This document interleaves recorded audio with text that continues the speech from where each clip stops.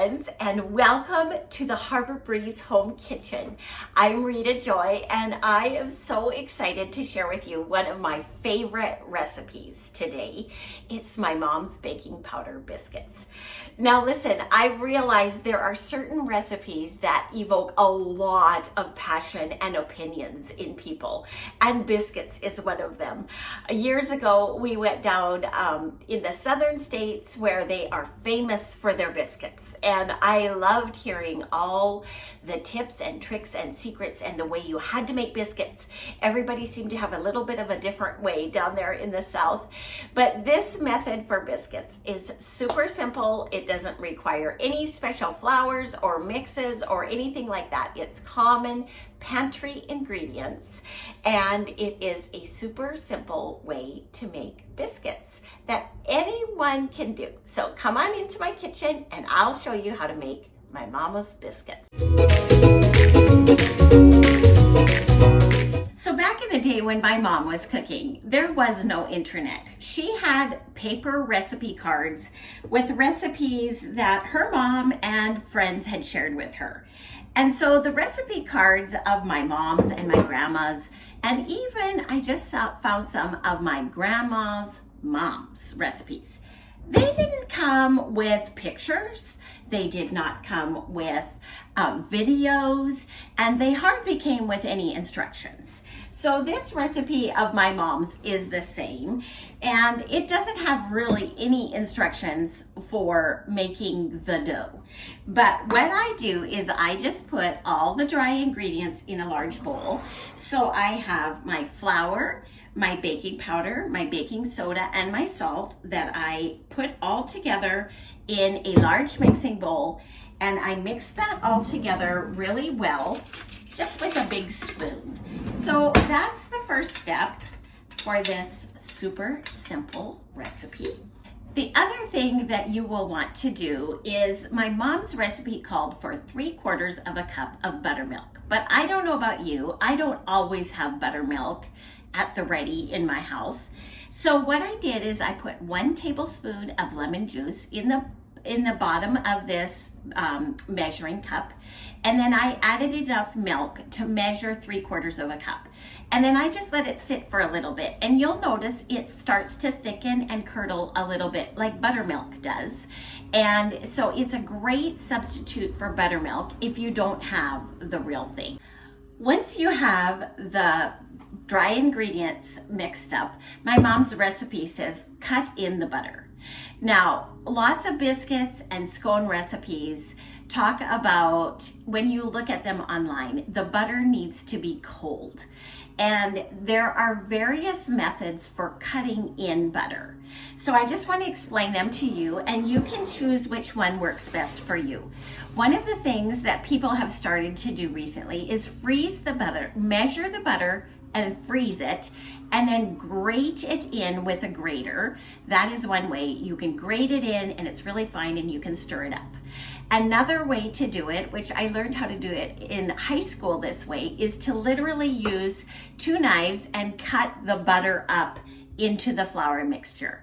But the way that I do it and the way that my mom did it is to use a pastry cutter, which I should have gotten out. Here it is. I found it.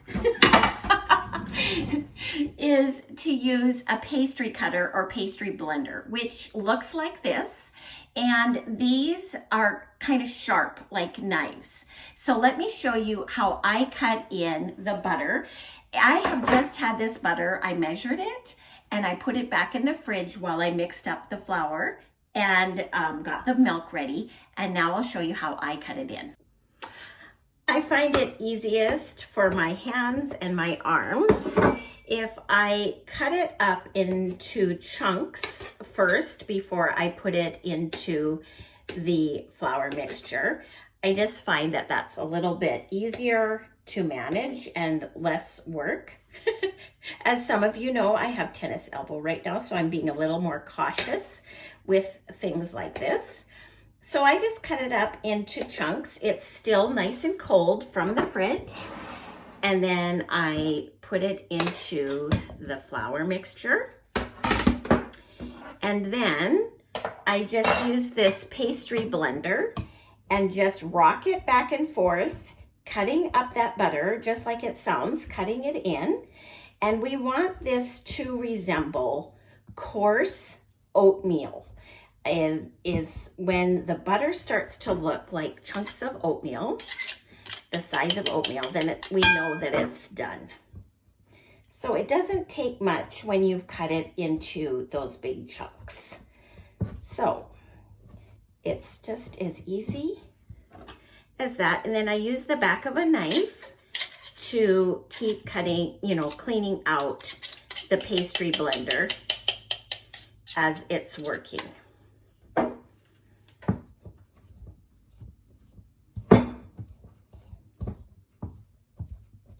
There. And that looks. Then once the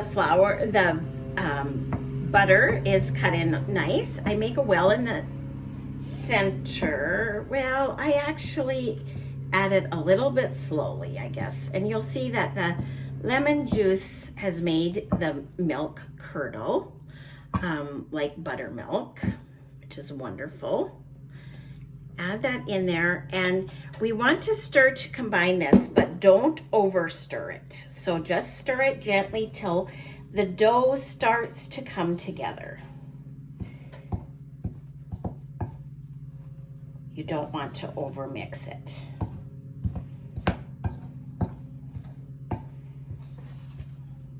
Okay.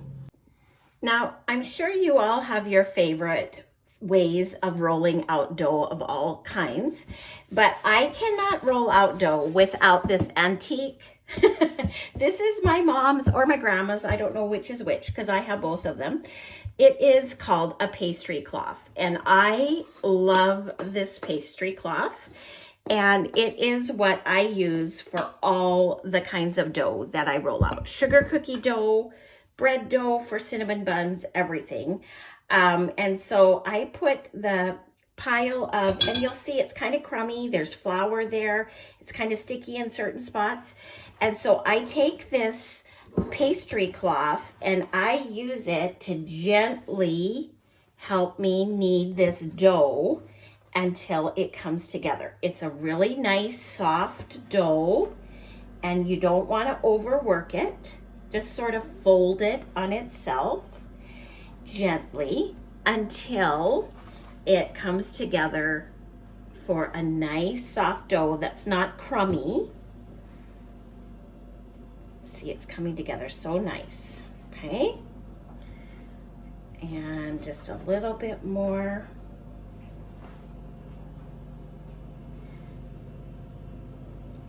Fold it up one way, press it down gentle, fold it over the other way, press it down gentle.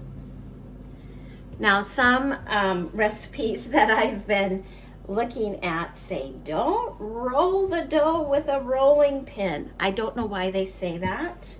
My mom always rolled with a rolling pin, and so I do too. I don't know why we're against rolling pins with biscuit dough now, but I use a rolling pin, and you do not want to roll it too thin.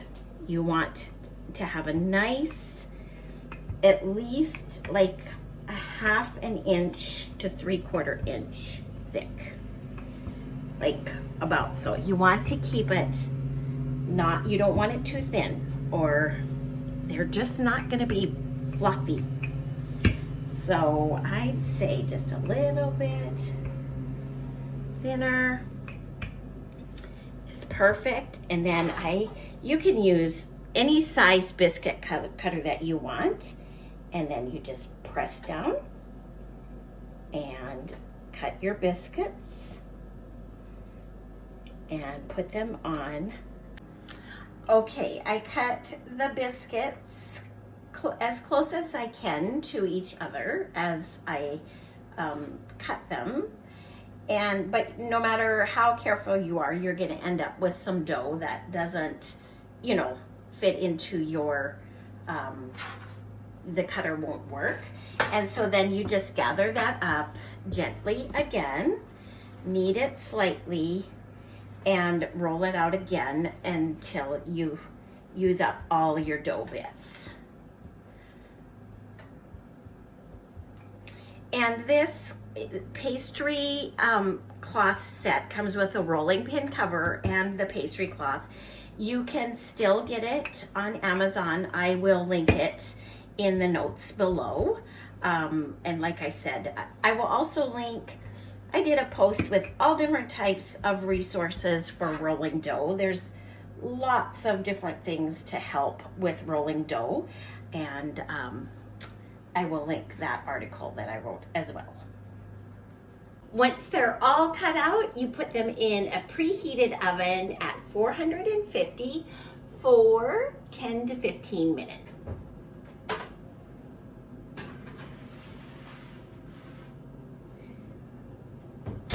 I sometimes get questions on how to store the pastry cloths, or can they be washed?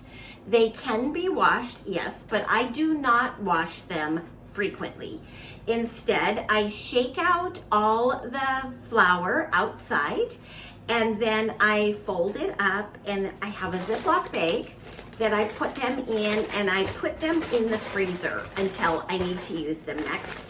And so they don't need to be washed very often, and they'll be ready to pull out of the freezer the next time you want to use it. If little bits of dough stick on it, you can freeze it, let the dough freeze, and then just scrape off the dough with a knife. I find that it's best not to wash them often, but they work perfect. Check them out. Yummy. I look for them to be golden brown with lots of flaky layer. And once they're done, I like to put them right away on a big cooling rack. And they're nice and golden brown on the bottom as well. So here's one of the biscuits up nice and close. It's risen high, and you can see the different flakes of layer.